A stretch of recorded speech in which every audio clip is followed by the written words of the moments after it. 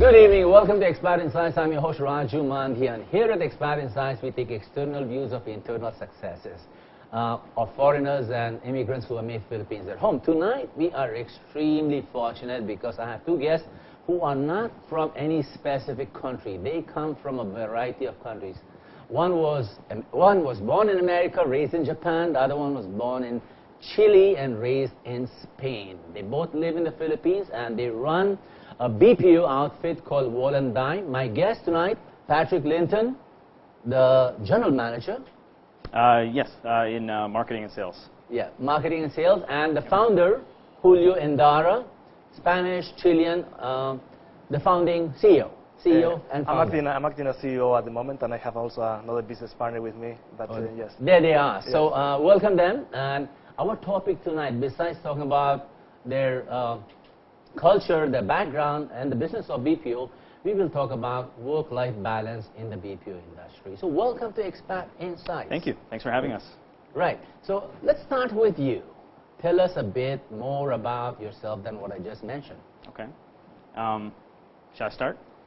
Flip a coin. All right. The guy with the shiny shoes starts. Okay. Oh, that's you actually. Okay. That one. Okay. Yeah, so I was born in the United States, so I am American. Yeah. And that reflects in the way I look at work and the way I work, obviously. But I was raised in Japan, raised in Singapore. Wow. And these cultures play a role in my day-to-day life and the way I make decisions. You are a total global citizen there. Or a confused global citizen, right? A So very confused no specific hometown, but which means wherever I am, I make my hometown. That's beautiful, actually. Not confusion, but that's really Confucius. Oh. Yeah. So let me ask you about your first impression, first visit, or your journey into the Philippines, because this is a show for the Philippines by the Filipinos. Okay. Yeah. So I first came to the Philippines in, I think, I first came as a teenager and visited from Singapore. Right. And we were doing some work in some of the rougher areas of the town of Metro Manila. Rougher areas of the town. town. So some of the slum areas. Really? And we were with doing your work folks? with my folks and with another group, a group of people doing children programs with really, kids. an NGO. NGO type of work. Yep. Wow. So that was my first time to the Philippines. Was as a kid. Tell us about the work you did. This is interesting. It's much more interesting than work-life balance. What's that? No, I know. Yeah. We went to different areas of the city, and actually I think there were 3 areas. I can't remember the names, but we'd go into these kind of harder hit areas. Yep. Yeah. And we just we'd play with the kids. So we'd go in. We'd set up. Games with the kids. We'd talk to the kids. Your folks do were lessons. missionaries? No. My parents' business. My father's in business. Right. But we'd work with the kids, play games with them, and so that was my first impression of the Philippines, which is children. Amazing. This is 70s or 80s? This is 90s. This is mid 90s. Yeah. Good. So I caught you off guard with that subject matter because we didn't want to discuss that. Here's what I tell you. If you remember some of the stories, I want you to share them as you come along. Hey, Mr. Endara, Senor Endara. So bienvenidos. Is that right? Yes, perfect. So tell us about yourself a bit and your journey to the Philippines. Yeah, fantastic. So just trying to make the story short, but so I was born in Chile, South America. Grew up in Spain. Then during my university years, family migrated back into Chile. So finished university there, work over there, and then at some point early in my career, I decided to start migrating as well as my father and my mother did. And since then I haven't stopped actually. So I've worked in the UK for 5-7 years. Went around to the US as well, Australia. I've been in India as well. Wow. Had a great time over there. Right. And at some point in 2009, I thought that it was a good time for me to go from corporate to start a business. Right. So I evaluated different countries, mainly Costa Rica, because the Latin American connection. I hear Costa Rica is beautiful. It's very beautiful. I haven't been there, but I've talked to people that have set up a shop there, and then it's a good place to be. And the other place I actually evaluated was India. And also lastly, the Philippines. Ended up deciding for the Philippines because I still have the other co-founder, my partner Alwyn, that I knew him from time ago, and we had a very good relationship, and that also plays a big important part of a decision, right? To know who you're working with and where you are going to do business going forward. And also talked to my family, and we decided the Philippines was for us, and that's how it started in 2009. You know, I want to ask you a couple of questions, actually. I've got 2 minutes before we come to a break. Sure. So the question on my mind, before I forget, is number one, why did you choose? What are the factors for you choosing Philippines over India? Yes. Because we've been running neck to neck as far as the BPO industry is concerned. No? But I want to hear it from you. Why did you finally make a decision on the Philippines, number one? 2 is, what's more fun in the Philippines for you now? So on the first one, it's actually difficult. I think actually the main factor was that, knowing somebody that I trust. Over here? Right, over here in the Philippines was really important. I knew people in the Philippines, but I didn't have somebody with the relationship I have with my partner, right?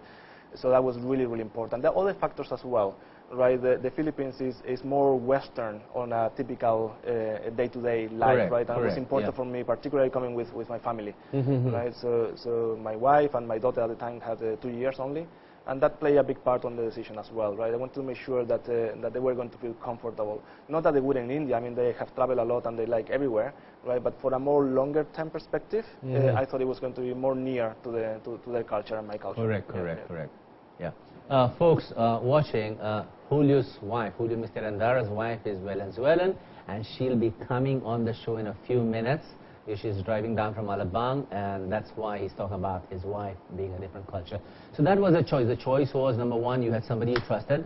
Yes. One. Yes. 2, Philippines is slightly more westernized, a little more open, and a little more, the culture is easily adaptable to your kind of culture, your background, Spanish culture. That's why you chose Philippines. No? Yes. Now, the one thing I was saying there is that you also have to be careful because it looks very similar, but there are also many differences. Yeah. Tell me about it. Of course. I mean, when I say tell me about it, I mean I know. Yeah, of course you know more than me. You've been here for much longer, right? And amongst expats, we talk about these things, right? And there are many differences, and it's easy to just sometimes concentrate on the similarities, but you have to pass the barrier as well and understand more the Filipino culture to really integrate and to really be successful in business as well as have a good life. Right? Otherwise, sometimes you feel like fighting with the system, right? And that should not be the case. Yes. That cultural differences that you're talking about, the minor one, that almost invisible differences between Latin culture and a Filipino culture is something that maybe perhaps at the latter part of the show you can tell me a bit about it. Sure. Because I think it's very important that people in the BPO industry and also Filipinos understand that though we consider ourselves to be like the Spanish people or the Latin people, there's still some fine differences, no? Absolutely. So 2 minutes before the break, tell us a bit about the business, Volenday. Volenday is what you represent, both of you gentlemen. So I'll start it and then let you give more detail. Patrick is on the sales department, but basically we're doing 3 things right now, right? So one of them is technical support. We're also doing software development, and we also act as a recruitment agency. So we hire people and we put them in other companies, in BPOs and call centers as well. So those are our 3 main core businesses. And we've been doing software, recruitment, and technical support. Technical support. Yes. So that's and actually I came for the technical support part of it, and then things went in different directions. Right now we are 300 people, and has been a exponential growth, right? That has been fantastic in terms of the learnings, right? And how to go to that size and at the same time keep the vision right on where we're going, and at the same time be able to be flexible. But anyway, give you some space.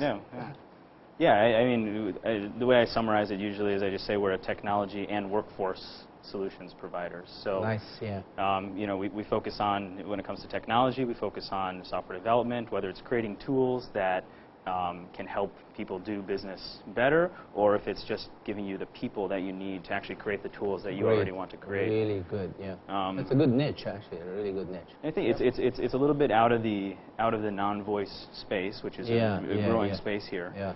And it's in a lot of the higher skilled types of work that we're focusing. Sounds good. Let's take a little break. Sure. Let's take a 1-minute break, and then we'll come back and talk a little bit more about Volenday, because I need to understand that technological and workforce solutions a bit more. Absolutely. And then we'll talk about the thing that we're here to talk about. So stay with us. Great. Ladies and gentlemen, that's Julio Endara and Patrick Linton from Volenday. I'm your host, Raju Mandhyan. Stay with us. We'll be right back. Good evening. Welcome back to Expat Insights, and we are with Julio Endara and Mr. Patrick Linton of Volenday LLC. Volenday, Philippines, no? Yes. And we are talking about work-life balance in the BPO industry. So they just finished telling us a bit about Volenday. So let's go to the subject matter of work-life. And you can start anywhere you wish. That's the fun part of this show. You can talk about the definition or the effects or the causes of work-life balance. So kayo ang bahala. Okay. So I would like to start with some definitions, actually, now that you mentioned that. And I remember you were talking about the stress and work-life balance. And one thing that I would like to speak about is stress and what is stress. Because I think there's some confusion sometimes in confusing stress with just a lot of work. It's different. Right? Stress, to me, is about when you feel you are not in control. Right? When there's an overwhelming feeling that something that is not going to happen, that you want to make happen. Right? You are losing that control. Overwork is just a lot of work. You have to finish things, and maybe you can still manage it. But when it goes the other way, that you cannot manage it, that's a stress, right? And can have very negative consequences, right? Physically as well as psychologically. And that's important to know, right? And I was fortunate enough to, and to tell you a little story, right? I was fortunate enough to know that in my early in my career, when I was in Chile working, and I was a young project manager, right? You were what, sorry? I was early in my career, and I was a project manager, right? Developing some software with my team, and things were not going in the right direction, right? And I was early in my career again, so I wasn't too sure, right, how to steer the ship to make things happen, right? And fortunately, I knew about the stress, right? And I realized, oh, something is happening here. You understood stress, even though you were very young. Exactly. Okay. So I understood this is not just a lot of work. I'm not knowing how to steer this to drive it to the right location, and therefore I also knew what to do, right? I asked for help. I went to my lead and I explained the situation, saying, look, we have an issue here, right? I need more resources, I need more time, whatever it is. And he was very good, and he understood the situation, and we worked it together, work with clients and come up with a solution and get out of that situation, right? If I hadn't done that, right, probably the project wouldn't have gone well and would have affected me personally and my team around me, right? It's all about the people. Yeah. That's you're saying. You're saying stress is lack of control over work and life. Yes. While a lot of work is not necessarily stress. Yes. If you imagine. So that's your definition. Exactly. You know, I'm glad you told me that, because as I was climbing up the stairs of the studio, I was thinking, I've got so much work ahead in the next 8 weeks. I've got to do 5 interviews. I'm traveling to 4 cities. And I said, man, I am like overwhelmed with work. But I'm not concerned. I'm happy. So I said, where is the stress? I should be stressed given the amount of work that lies ahead of me, but I'm not. So thank you for clearing my head about that stuff. Anytime. Your point on stress, Patrick. Yeah, well, I guess maybe going back to the work-life balance thing, I think it's very relevant in the BPO industry here, right? And that's probably why you chose it, because we're in a 24-hour industry. It's very hard to balance out when do we stop working, when does life begin. When I first came here for business, I was up in Baguio. And up there I was working about 4 or 5 months of nights. So, you know, the typical call center 4 or type 5 months straight. Every day was just, you know, the night shift, as they say here, the graveyard shift. But 4 or 5 days a week, not a month. Sorry, 4 or 5. I was there for 4 or 5 months, and during that time, you know, it was straight all night work, right? Right. And I think it's hard to balance when it gets to morning and you finish work and you go back and the sun's coming up and emails are coming in, and you know you want to keep going. And I think you have to take care of yourself and rest. And people here, it's amazing how people figure out ways to balance that out. I've seen people in other industries, not BPO industries, but normal manufacturing industries, and even today, each one of these engineers, whether they are in admin or technology, they get about 200 and 300 emails a day. And none of them today, in today's world, can disconnect themselves from their laptops. I'm thinking, what the heck, you're engineers, go out there, pick up a plier or a wrench and do something, you know? And they are on emails. And this is You're speaking to something that we want to talk about. Yeah, that. we really want to Anyway, talk about that. My son spent a little time in the BPO industry, and man, he used to take sleeping pills and waking up pills, and then he always used to look. Now he's not. Now he's not. So I'm a little thankful about that. So bring it to the BPO industry. That's the downside of the BPO industry. Not the money that coming in, or not the kind of work, or the kind of expansion it is experiencing, but the downside of it is work-life balance. So what do you recommend? So first of all is to know yourself, right? There's no one formula for work-life balance, right? So a corporation trying to set rules, policy to say, okay, this is the way you are going to live your life, and this is how you're going to work, so it fits. That doesn't work, right? It helps to a point, of course. There's certain things that are basic and core that you have to do. But individually, right, if we're talking about a person, not the company, right, but as a person, you have to know yourself and what stresses you out, right? What are the areas you want to bring back You're into control? speaking Confucius. Am I? Know yourself. You know, my name's Julio Endara. What do you mean, know yourself? You know? Yeah, but that's important, right? Well, what do you mean, know yourself? Define that. So in terms of the stress and work-life balance, it's understanding what is going to get you over that edge and where you don't feel in control. Right, and in my case, what it is about is knowing what is in the road ahead for me to do. Right, everybody has to-do lists and notes or whatever. Everybody work it out in different ways, but everybody has a list somewhere, even if it is on their head. Right, which is a dangerous place, by the way. I'm going to talk about it. It's a dangerous place to have the list on your head. But anyway, everybody has a list on things that are supposed to be done. Right, and in my case, if I don't know that list, I feel stressed because I know there are things hanging around, right, that I don't know about. As I put it to one colleague of mine some time ago, I don't mind missing things to be done as long as I know that I missed them. It's my decision. But I hate it when something is missed and I didn't know about it. That's the stress. Will you slow down on me? This is good stuff. It's good stuff, and I don't want to forget some of the essential. So you're saying, number one, know yourself. Yes. That means who you are and what you want. Yes. So it's about alignment. Yes. It's about personal vision. Am I clear on that? Absolutely. Yeah? Then you're saying is don't have a list on your head. Yes. Well, how do you translate that in Tagalog or in Japanese? Because you speak Japanese. What do you mean not have a list on my head? So that means not be obsessed by deadlines? It's actually literal. It's actually literally. Yeah. So sometimes if you have something that you have to remember, that will stress you out. If you have a place where you write it down, you can now forget about it because you know you can go back and remember it. Oh, okay. So it's actually literal. So have a backup disk. Yeah. Yes. Backup memory. For me, it's all about dumping everything out. So anytime something comes into my head or a to-do or I need to remember something, it's about getting it out, whether it's on paper, whether it's inside a personal productivity software. Also backing up your files. It's getting everything out there. Carrying an extra hard disk with you. Of your head. Of your head. And a lot of that's not processed either. So it's just stuff. It might not even be an action. It might just be something you're waiting for, and it doesn't. You can't control that. Right. Fantastic. And one thing we're doing. The third one. I'm sorry. Yeah. Two was have a list.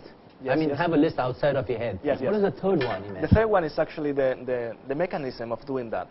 Right. You need to have a way. You have to have a method, and ideally a tool to help you in doing that.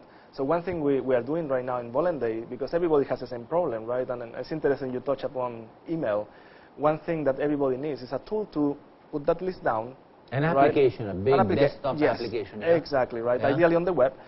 Because that list, by the way, of things to do don't come only from your head. It's the people around you. Yeah. Right? And many of the things come via email. Or sometimes you have to dump those things to do over other people. And what do you use? Email. And what we have found now through research, and this is not something that we are innovative about. I mean, many people is talking about it, but we're doing something about it, is that email is not the right tool to do workflow management and to assign tasks and to work on that. Because once you send that email asking somebody to do something, then trying to remember that you asked first, then trying to find that email, trying to find the answer, right? It drives you crazy, right? And you waste a lot of time and effort. When I was with this bunch of engineers and managers in a company that I'm working with, I'm consulting with a company, and each one of them has 200, 300 emails to go through a day. And I'm thinking, back in the day, in the 50s and 60s, if there was an executive who was busy, or let's say an executive who we all know, Clark Gable, a very successful person, or Paul Newman from the 60s, very busy person, no email, no iPhone, no PDA, nothing.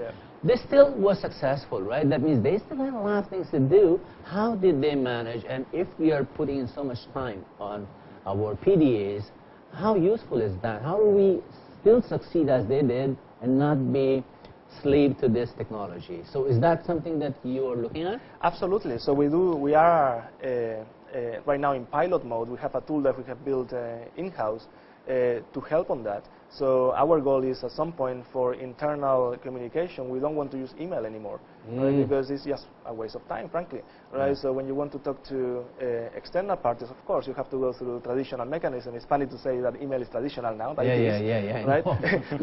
but internally, right, we do have much better things, right? You can manage your to-dos, you can manage processes and services, and when you want to know what are you supposed to be doing and focusing on, then you have a place to go, right? Because life is a little different now as it was in the past. We have many more interactions, many more communications. They have to go somewhere. It's crazy. Right?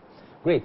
So let's take that. So you have a little system. You said know yourself, get the list out, and have an application or something outside of you that will help you manage it. No, Patrick. How about the emotional side of it? How about the BPO employees who stand outside and smoke like hell? You know, you've seen them all. I go every time.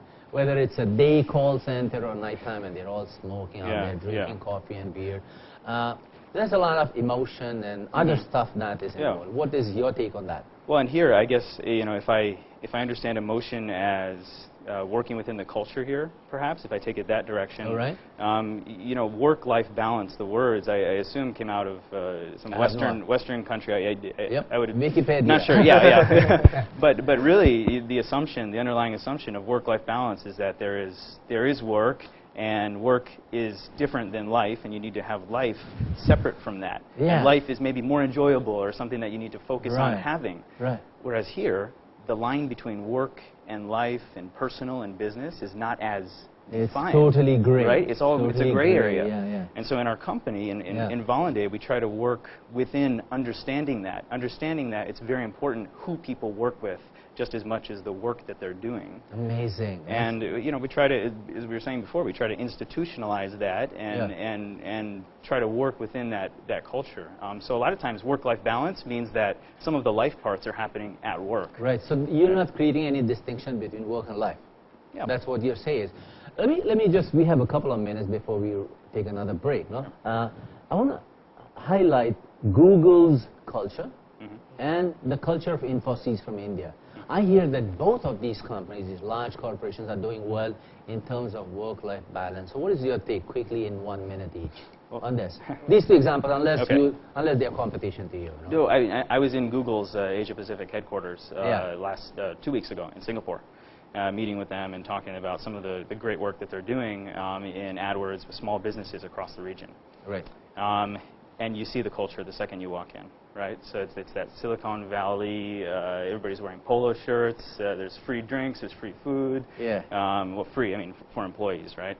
And so their culture is very distinct, and it's who they are and what they're about. I haven't been to Infosys, I'm not sure, but you know, when it comes back to creating our culture and what Volenday is and what we stand for, I think there are things we can learn from there. That said, we really have to focus on results, and one of our core messages and our core values, right, is work hard, persist, get things done, figure it out until the clients are satisfied. And in our industry, there's a lot of independence for the employee, for the executive. Yeah. So. And I want to touch upon something as well there in terms of the mix of work and life, what you were saying, Patrick. I think it's very interesting. So we follow a methodology for measuring engagement, right? It's people engage with what we're doing, right? And we follow a methodology that we borrow from a book, right? We read the book, we like the book, and we follow it. And there are 12, 13 questions in there. There's one question that is really important there, which is, do you have a best friend at work? I know that one. Yeah? I know that culture. You're talking about the research company that came up with that framework, and I have used that. That's very good. And the part I like is that they don't say exactly. They don't say, "Do you have a friend? Do you have a good friend?" It's a best friend. Somebody you can trust and open up to without being afraid. Fantastic. Exactly. Because you need that venue. Yep. Hey guys, time for a break. All right. Yeah, and right after the break, we are going to have Mrs. Julio Endara to come and take the seat of Patrick Linton. Patrick, thank you very much for sharing your insights about the work-life balance in the BPO industry. And wish you Godspeed and good luck. And I understand that Patrick has an Asian wife. It's such a global setup over here. So thank you for being on this show, and we'll catch you some other time then, one more time. Thank you very much. Look forward to it. Thank you. So stay watching, and you are watching Expat Insights. I'm your host, Raju Mandhyan. We are with Mr. Julio Endara and Patrick Linton, and we'll come back with Mr. and Mrs. Julio Endara. Stay watching.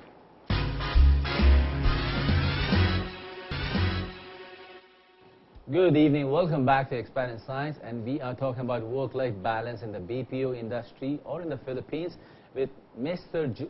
Julio Endara of Volenday, and Julio's partner, Patrick Linton, has been replaced.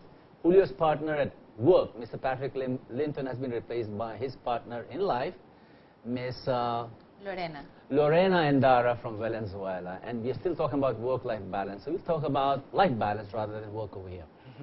So hello, welcome to Expat Insights. Thank you to invite us. So what's your designation in Julio's life? The wife. The wife, the commander, the boss. The boss. Yeah. And in real life, I mean, any profession that you practice?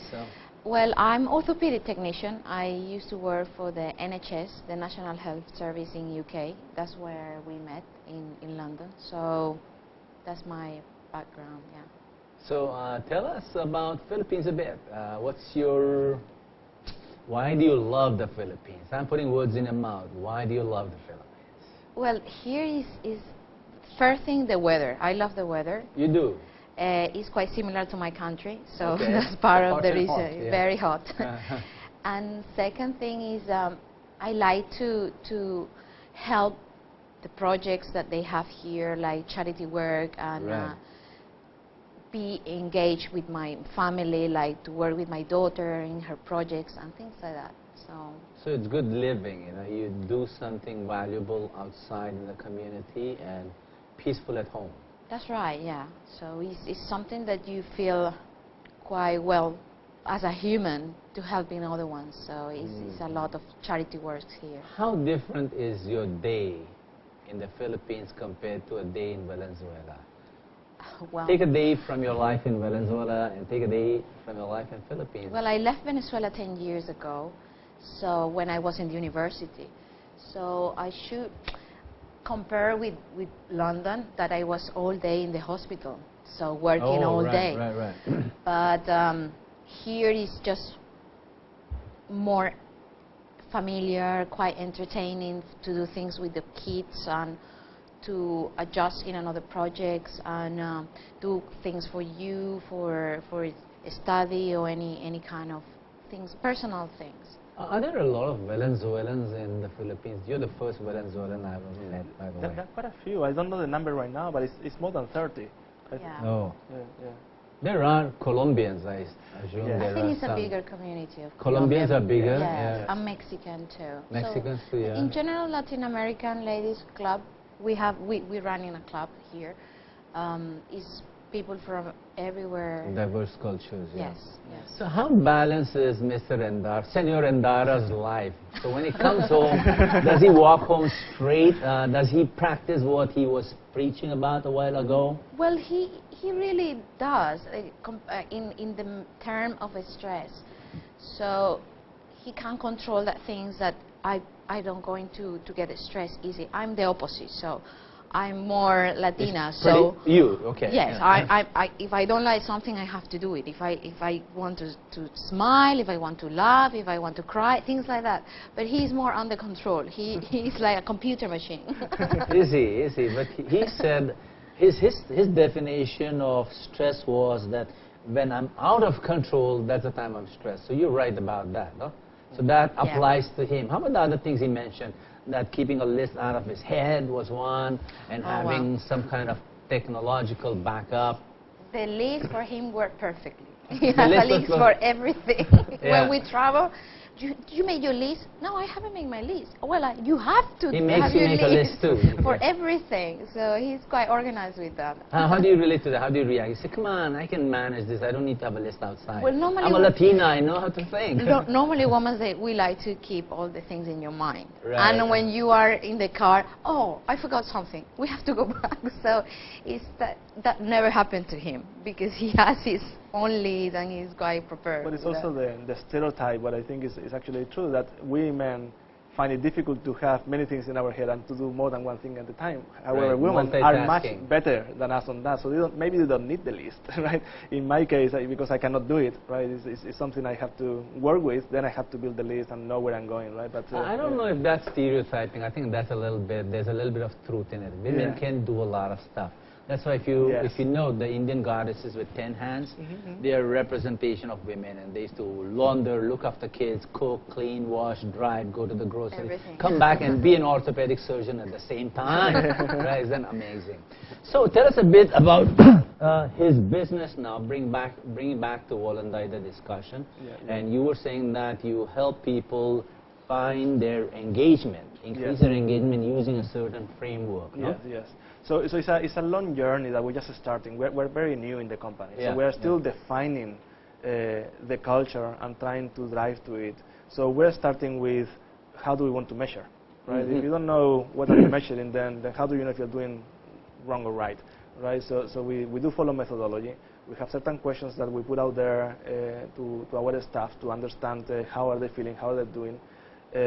So we can take action into things that are not going that well. It's a journey, and it will be, I think, a never-ending journey, right? And also, if you take into account our growth, right? We're now 300. It has happened in very few years, right? And it's going to carry on the same way. So things that we decide to do now may not be applicable in the near future.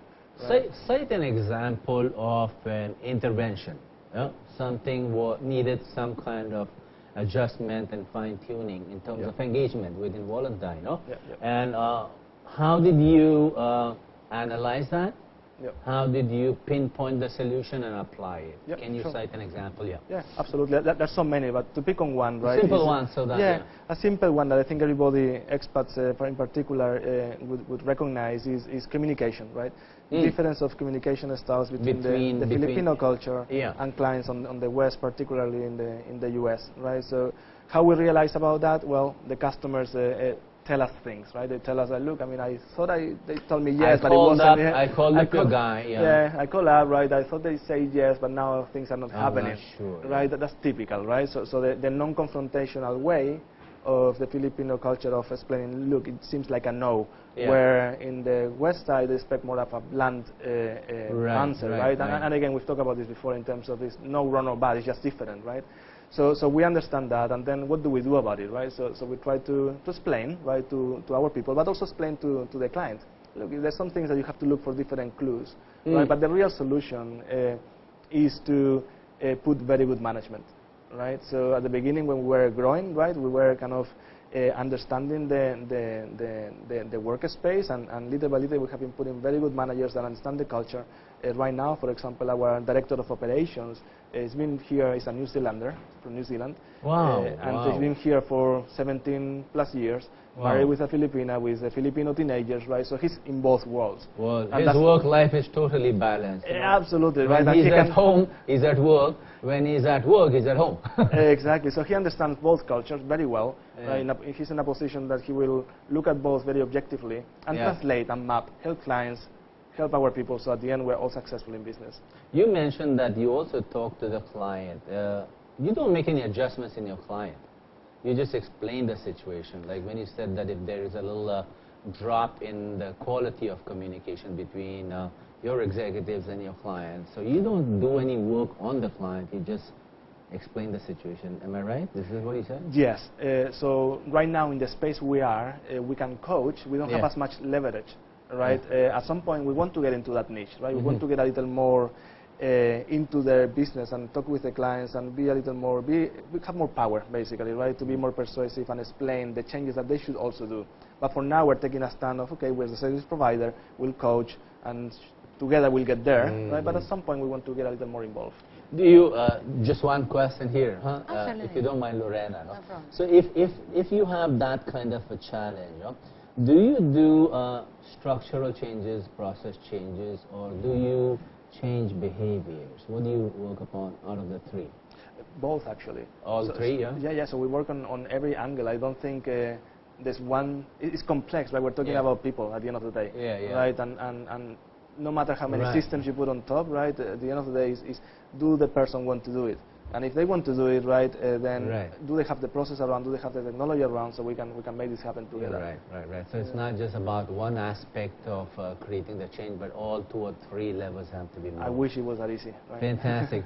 So Lorena, tell us about the charity work that you do. Do you have challenges out on the streets with culture or your personal work-life balance? You don't do much work though here, no? So, but your charity is your work. The charity take a lot of time, so it's a proper work. So you have to get involved with them and the problems that they have to try to help as much as you can. So we, as a Latin American ladies group, we There is a support. Latin American ladies group, Yes, yeah? yes, we have here. In Alabama? No, they All are over. running in Makati, but we have communities everywhere. So we join once a month, and we're doing some charity work every month, and we support different institutions, and we try to collect the money and help them for another kind of things. Not only the money, just health support, education, improving with the English, with the schools, and also... Can you cite an example or a story of something your group is working upon right now? I wish you brought pictures. Usually people, when they talk about the social work they do, they bring in some, but the key can share a quick story.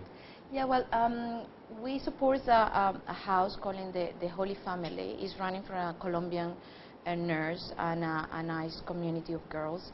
They are 30 or 32 girls, and this nun, she's just helping them and giving the values and environment, like a Colombian proper house. nun, a Colombian nun. yeah. She's been here quite long, and after they finish the school and they go into university, they start to apply for proper work. So this kind of ladies, they can go to companies like Volenday and different ones here, just to start to train and continue and improving. And they do it not because we are helping them. It's because they have the knowledge and they are preparing, but it's the background that is under. So all the work that the nun does here, and all the Latin American support that we provide them. So it's kind of quite satisfying too. Yeah. Great. So tell me now, what does the future hold for Spanish, Chilean, Venezuelan person and the company you run? What does the future hold for you two first in your life? I think the most important thing right now is the new baby coming. Right, so okay. I can see that. I don't have the camera. I can see that, okay. So in a few months, right, end of June, early July. Do we know if it's a boy or a girl? Second daughter, yeah. It's a girl. One more girl. Fantastic, okay. Yeah. So that's the first thing, right? That's the most important and our focus right now, right? So we stop all traveling. We're focusing on that being a success. Very and having important. time. That's really creative stuff, you know? Yeah, absolutely. Unfortunately, I'm not going to be able to do what I did on my first kid, which I took a sabbatical. I took a year away from work, just to dedicate myself to the family. Lorena will say that I still work, which I probably did, but in general I was not. You were here in the Philippines at the time? No, we spent our time between Venezuela and Spain, where our families when were. You were having your first child, okay. Yeah, so that's what we did, and that worked fine. At the moment I can't do that, but still I'll be around. Yes. Do you guys speak Spanish at home, or Latin, or Filipino, or English? What do you do? Totally Spanish. Yeah. Totally Spanish. And who speaks better Spanish between you two? Well, whose Spanish is the real Spanish? My Spanish, of course. Okay, I get of course, yes. All right. And what's the future for Volenday then, with Patrick Linton? Yeah, it's fantastic future. So we're doing a lot of changes in our organization to keep growing.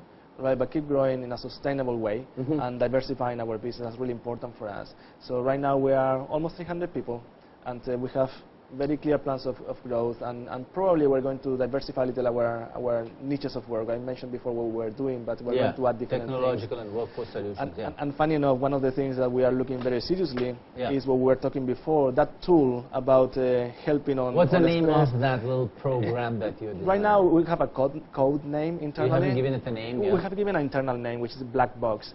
But we're going to look for a more commercial name very soon. Yeah. And that's one of the areas that we're likely to start leveraging more, right? As soon as we go over the pilot internally and we can prove some success and case stories, then we're going to go out to the market most likely. That takes a lot of investment, doesn't it? It does. And it's risky. I mean, this is out of that discussion, but when you want somebody to design that name, call me in for some creative thinking. I will do. I will do. And so thank you very much for being on this show on that note. Both of you, Mr. and Mrs. Endara, and talking about Volenday and talking about your charity works, and of course giving us the tips on work-life balance. If you'd like to summarize the whole discussion or the value that you have added to this show, this is your time, Mr. Endara. About work-life balance in the BPO industry. Yeah, I will go by what I was saying at the beginning. Know thyself. Yeah. Keep a list outside. Yeah. And have a tool, have a system. Have a system. Have a system. And then Patrick mentioned something. Patrick mentioned about emotions, managing emotions. Yeah, no, absolutely. It's all about it, right? I mean, when you're talking about the stress and things are getting out of control, then it's not on your brain anymore. It's going down to your guts, right? Yeah. So you're going to feel it more on your emotions than anywhere else. Right. And Senora. Thank you for having us, and well, it's a lovely experience to be in the Philippines and to help people around and to be here. Yeah, it's just a blessing. Of all the places that you might have visited in the Philippines, what was the most fun? Oh, that's so hard. Really? How many places have you visited? For me, it's easy. At home, right? Wherever we are. At home is the best place. Seeing the wife and the daughter there. That's and you? Well, I love Bohol. That was an amazing place for us. Yeah, we really enjoy. And in the city, what's your favorite place to haunt? In the city of Metro Manila. I stay in Alabang. You're cool with that. I will keep Alabang. How about you?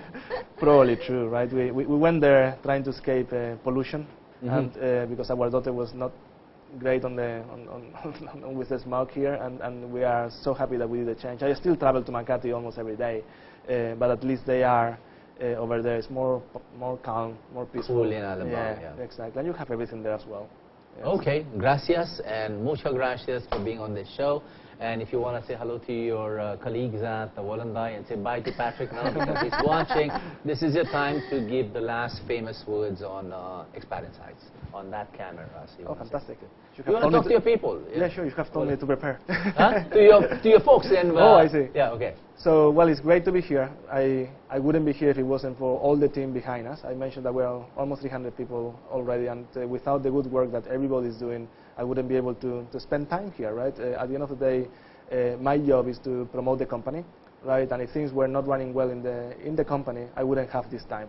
So I really appreciate it. Thank you for that. And I'm sure keep the good work. Good boss. How about you, madam? To your ladies' club friends.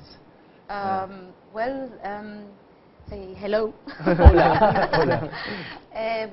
We are here just to support these people, this charity work, and appreciate all the support that we've been doing during these 3 years already, and still working. We have another year to work in the Latin Ladies Ball, and let's see you. Let's see you. All right. Thank you. Muchas gracias. Thank you so much.